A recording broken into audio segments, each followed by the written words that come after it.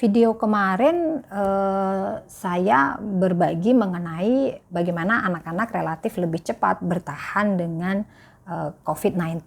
Nah, hari ini saya akan berbagi saya nih yang kebetulan komorbid asma. Nah, ternyata memang ketika kita dinyatakan positif COVID-19, memiliki tanda dan gejala, dan ternyata tingkat keparahannya berbeda-beda, saya betul-betul merasakan peran dari kepedulian lingkungan itu sangat membantu proses recovery itu menjadi cepat. Ya, alhamdulillah suami dan saya kan terpisah ya isolasinya, dan suami sudah benar-benar diurusin oleh dokter yang memang berafiliasi dengan pondok kami. Kemudian juga sudah dirawat dengan baik, difasilitasi dengan oksigen, oximeter, yang makanan juga disuplai dengan baik oleh lingkungan teman-teman dari suami saya. Nah, saya kan terpisah nih. Nah, waktu saya terpisah ini, saya betul-betul kalau bisa sama mengucapkan terima kasih ya kepada semua teman-teman saya, bahkan yang tidak ada di Jogja, ada di luar kota, itu nge-backup betul kebutuhan saya untuk bisa bertahan dengan anak-anak saya ketika menjalani fase isolasi tersebut. Nah, ternyata badan saya itu pada hari keempat dan kelima kami mulai dinyatakan COVID itu mengalami penurunan yang luar biasa. Ya, saya merasakan susah tidur ya, di mana hidung dan kening ini ya, ini tuh pusingnya minta ampun ya, dan saya nggak bisa tidur. Itu mungkin fase-fase di mana virus itu betul-betul puncak ya di dalam tubuh saya. Sampai pada waktu itu saya melakukan kegilaan ya, saya mengolesi wajah saya ini semua dengan fresh care ya, harapan saya biar hidung tuh bolong gitu ya, kemudian pening di kepala ini bisa turun gitu ya. Dan itu benar-benar fresh care itu kan pedes ya, dan di mata itu bisa semriwing kan, itu tuh nggak terasa, coba bayangkan. Jadi ternyata COVID itu juga mematikan saraf-saraf di sekitar kita ini. Jadi benar-benar tidak merasakan yang namanya panasnya fresh care, mata ini nggak bisa merasakan pedih ya, kan biasanya kita bisa merem-merem gini ya, itu nggak terasa sama sekali gitu loh. Ketika saya mengoleskan itu di wajah saya, itu memang yang ekstrim sekali saya lakukan karena saya stres, saya tuh nggak bisa tidur gitu ya.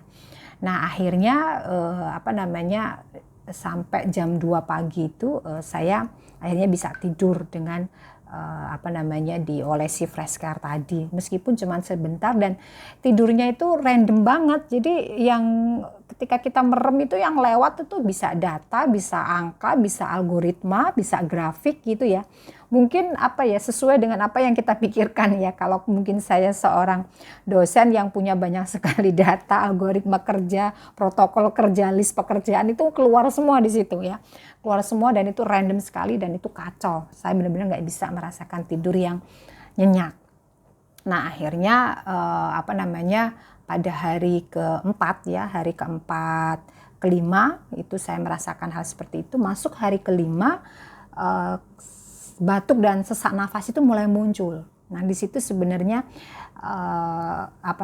saya mulai rada sedikit panik juga, karena anak-anak yang tadinya sebenarnya sudah lewat, dia mulai bercerita bahwa saya kok nggak bisa merasakan masakan ini ya Bu, saya kok nggak bisa mencium ini ya Bu gitu ya. Saya bilang karena anak saya nggak apa-apa, itu justru itu gejala ringan, nggak ada masalah. Nanti kamu akan membaik, yang penting makan yang banyak, kemudian istirahat yang cukup. Saya sampaikan gitu ke anak saya, sambil saya sendiri survive gitu ya. Ternyata cukup berat untuk mengcounter sesak nafas yang saya rasakan. Dan sebenarnya kan ketika saya gejala asma sebelumnya itu kan saya paham tuh riwayatnya supaya nanti gimana memberikan pertolongan gitu ya. Tapi ternyata dengan COVID ini agak berbeda. Memang respon di tubuh kita itu berbeda sekali. Dan ternyata ya saya baru sadar saturasi oksigen saya bertahap turun gitu ya. Sampai di saturasi oksigen saya terendah itu di 90 waktu itu. Nah, teman-teman saya sudah mulai panik gitu. gimana Mbak Mirza, bisa perlu nggak dibawa ke rumah sakit gitu kan. Nah, saya makin kebingungan lah, kalau saya ke rumah sakit anak-anak saya bagaimana gitu ya. Anak-anak saya bagaimana. Nah, kebetulan karena saya di FKKMK dan saya juga punya sejawat dokter yang cukup banyak ya. Alhamdulillah, saya sebut saja Dokter Emi ya, yang sangat care dengan saya waktu itu. Kemudian dia bilang tuh, Mbak Mirza, ini tuh fase kritisnya Mbak Mirza karena sudah masuk di hari ke-6 dan ke-7. Nah, supaya nggak terlambat, saya kirimkan ya obat antivirus gitu. Saya bingung, jadi bener-bener ya orang kena COVID itu kebingungan dia tuh harus bagaimana dan harus seperti apa dia bisa ini ya, apa namanya, mentreatment tubuhnya, itu kebingungan sekali gitu ya. Meskipun saya sendiri juga orang kesehatan, tapi ternyata kalau sudah sakit itu bingung. Ya sudah, saya manut aja. Akhirnya saya dikirimin obat, karena obat ini ternyata obat yang hanya bisa dibeli dan diakses oleh seorang dokter, dan biasanya diberikan pada pasien COVID ketika dia sudah masuk di rumah sakit dan memang mengalami perburukan. Nah, jadi ini kalau bahasanya Dokter Emi itu apa ya, cepet-cepetan mana antara kondisi kita yang memburuk atau kita sehat nih, kita nggak ngerti mana yang duluan. Akhirnya inisiatif Dokter Emi memberikan obat yang seharusnya hanya bisa didapatkan di rumah sakit, karena memang saya tidak mau dibawa ke rumah sakit, itu diberikan di saya. Beliau yang mencarikan dan diberikan ke saya.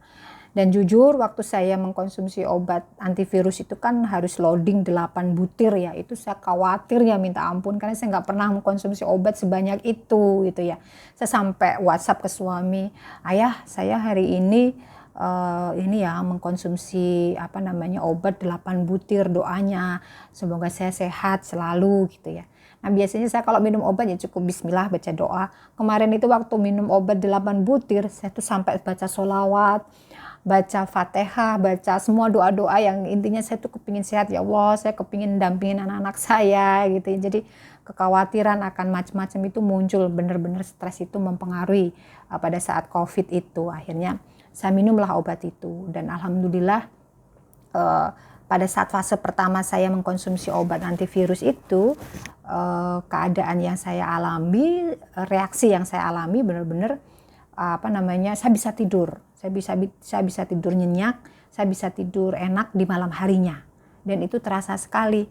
Nah, akhirnya setelah masuk obat antivirus itu, setiap malam saya bisa tidur tanpa sesak nafas. Jadi bisa tidur nyenyak aja menikmati. Jadi pada fase hari ke-7, hari ke-8 itu saya bisa tidur nyenyak, tetapi anehnya di pagi hari itu pasti saya mengalami sesak nafas. Dan pasti saturasi oksigen saya turun kalau di pagi hari. Nah, kemudian saya coba, kenapa ya saya seperti ini? Nah, ternyata karena saya masih harus merawat anak ya, kemudian harus masak dan sebagainya, itu membuat kelelahan yang cukup tinggi pada saya waktu itu. Akhirnya setiap pagi malah jadi asma, lelah gitu ya. Meskipun kalau malam bisa istirahat, karena memang ternyata yang dibutuhkan itu istirahat. Nah, di situ saya mulai panik lah, kalau saya nggak bisa masak, nggak bisa ini gimana ya gitu.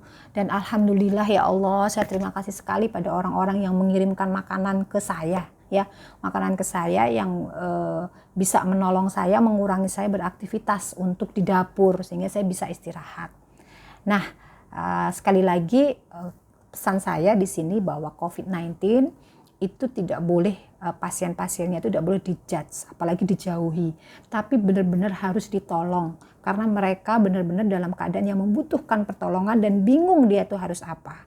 Saya ucapkan sekali lagi di video ini terima kasih pada semua pihak yang kemarin begitu care dengan saya, yang begitu sayang juga dengan saya, mengirimkan berbagai suplai makanan kepada saya yang akhirnya meringankan saya untuk tidak memasak di dapur dan bisa fokus pada istirahat dan penyembuhan. Nah, saya kira itu video yang akan saya bagikan pada sesi hari ini. Besok saya akan berbagi tentang makanan ya di video selanjutnya. Makanan apa sih yang pas, yang memang dirasa enak pada pasien COVID yang ternyata yang ternyata perlu makanan yang khusus yang bisa dikonsumsi untuk pasien COVID itu sendiri ya. Nantikan di video kami selanjutnya tentang makanan terbaik untuk pasien COVID-19. Dadah.